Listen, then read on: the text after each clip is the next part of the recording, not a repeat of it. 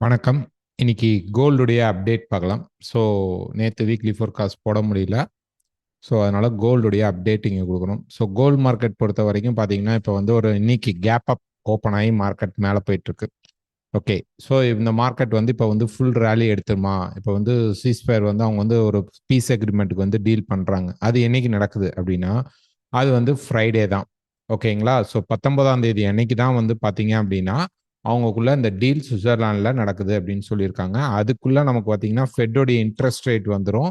So இதெல்லாம் மார்க்கெட்டை என்ன பண்ண போகுது அப்படிங்கிறத நம்ம பார்க்கணும். ஃபெட்டோடைய இன்ட்ரெஸ்ட் ரேட் வந்து இந்த வீக் புதன்கிழமை இருக்கு, நைட் மிட் நைட், அதாவது வியாழக்கிழமை அதிகாலையில் நம்ம சொல்லலாம் கிட்டத்தட்ட ஒரு மிட் நைட்ல நமக்கு நடக்கும். ஸோ இதில் வந்து கண்டிப்பாக வந்து இன்ட்ரெஸ்ட் ரேட் வந்து இன்க்ரீஸ் பண்ணுறதுக்கான ப்ராபபிலிட்டிஸ் வந்து ஹையராக இருக்கு.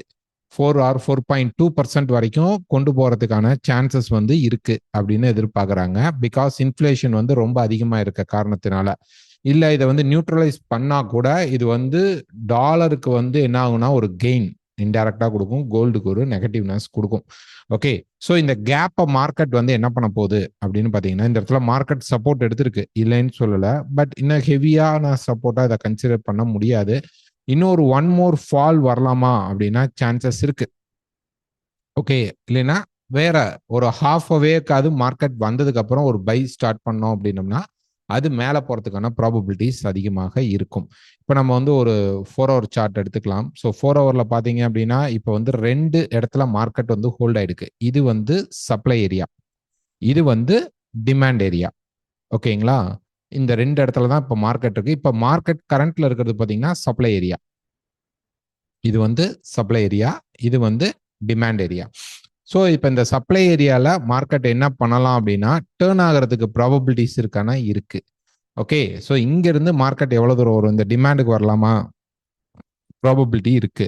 பட் இங்கிருந்து மினிமம் ப்ரைஸ் வந்து கிட்டத்தட்ட 170 வரைக்குமாவது வரதுக்கான சான்சஸ் இருக்கு. இந்த இடத்துல மார்க்கெட் திருப்பி பை எடுத்தாதான் மார்க்கெட் மேலே போகிறதுக்கான சான்சஸ் இருக்கும். இப்போ வந்து ஒரு சின்ன செல்லிங் கிடைச்சா போலாமா அப்படின்னா இருக்கு, வாய்ப்புகள் இருக்கு. நம்ம என்ன எதிர்பார்த்தோம் அப்படின்னா 3 டிரைவ் பேட்டர்னாக மண்டே மார்க்கெட்ல, சரி லாஸ்ட் ஃப்ரைடே மார்க்கெட்ல என்ன எதிர்பார்த்தோம் அப்படின்னா பிரைஸ் கீழே வந்திருந்தா நம்ம வந்து ரேலி கொஞ்சம் பார்க்க ட்ரை பண்ணோம். ஸோ இப்போ வந்து அது வந்து ஒரு கம்ப்ளீட் ஸ்ட்ரெச்சரை கம்ப்ளீட் பண்ணுது நமக்கு ஒரு வேவ்ல. ஓகே, ஸோ 1 2 3 4 5 இப்போ நம்ம 5th வே எண்டில் இருக்கோம். ஸோ இங்கே ஏபிசி நடக்கலாம், அல்லது இங்கேயும் 1 2 3 4 5ன்னு இந்த லோவா ஒன் மோர் பிரீச் பண்றதுக்கு சான்சஸ் உண்டு. நமக்கு அரௌண்ட் இந்த ட்ரெண்ட் லைனை யூஸ் பண்ணிக்கிங்க.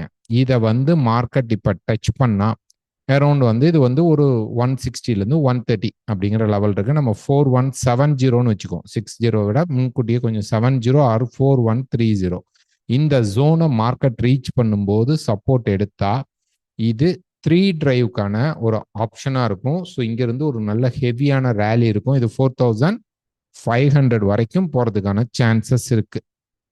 ஓகேங்களா? 4500க்கு போறதுக்கான சான்சஸ் அதிகமா இருக்கும். இது வந்து ஒரு நல்ல சப்போர்ட். இப்போ ஒருவேளை ஃப்ரைடே வந்து அவங்க வந்து பீஸ் டீல் வந்து சைன் பண்ணிட்டு ஸ்ட்ரெயிட் ஆஃப் ஹார்மோஸ் ஓப்பன் ஆனால் ஆயிலோடைய ப்ரைஸ் நல்லா ட்ராப் ஆகும். கோல்டுக்கு இது கொஞ்சம் பாசிட்டிவா அமையும். பட் ஃபெட்டோடைய இன்ட்ரெஸ்ட் ரேட் ஏத்திட்டா இது கோல்டுக்கு நெகட்டிவா அமையும். ஸோ அந்த ஃபெட்டோடைய இன்ட்ரெஸ்ட் ரேட் தான் ஃபர்ஸ்ட் வரப்போகுது. அதனால கோல்டு கீழே வரதுக்கு சாத்தியக்கூறு உண்டு.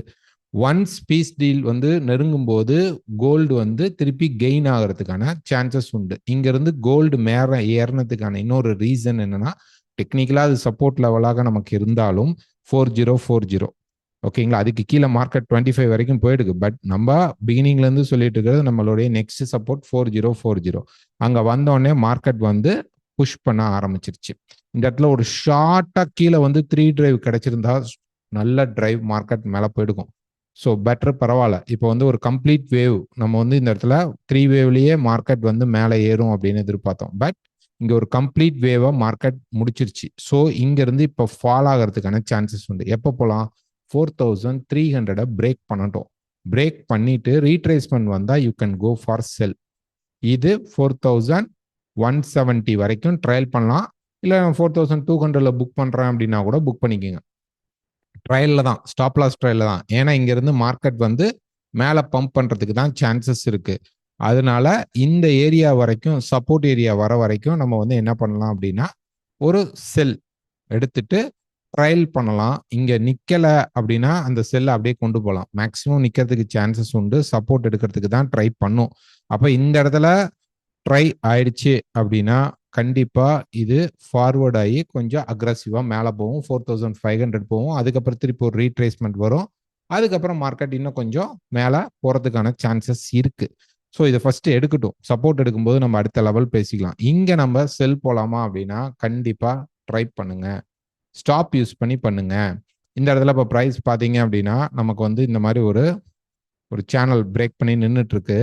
ஓகே, இந்த மாதிரி நிக்குது.